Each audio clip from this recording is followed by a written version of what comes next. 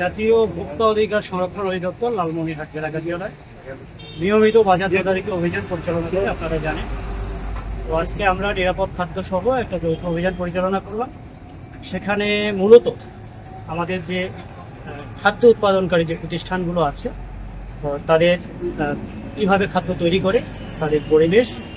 তো আমাদের অভিযানে যেটা পরিলক্ষিত হলো যে স্বাস্থ্যসম্মত উপায়ে খাদ্য উৎপাদন হচ্ছে না। আমরা কিছু প্রতিষ্ঠানকে শাস্তিমূলক ব্যবস্থা গ্রহণ করেছি।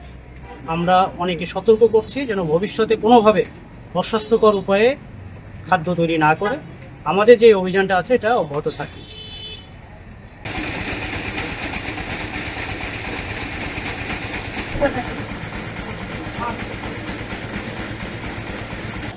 আমি একটা পিসের দাম 100 টাকা প্লাস পড়ে যায়। বলেন এটা একদম চিনি ফলের মতো একটা প্রসেসিং করে বানানো হয়, তারপরে চিনি ফল না আসে।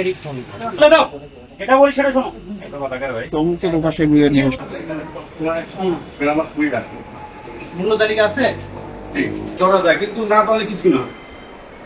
ওই গো মানুষের মতো বাসি নষ্ট নষ্ট খাবার আবদা পানি বিক্রি করতাম, তাহলে মানে এত গুণ তো আর রাখা ইয়ের সম্ভব না। একটা দোকানে খাবার বেচতে লাভ হয়।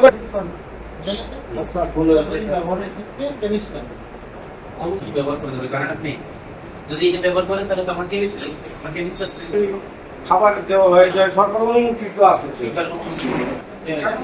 থাকতে না বলে থাকবে না। খাবারের উপরই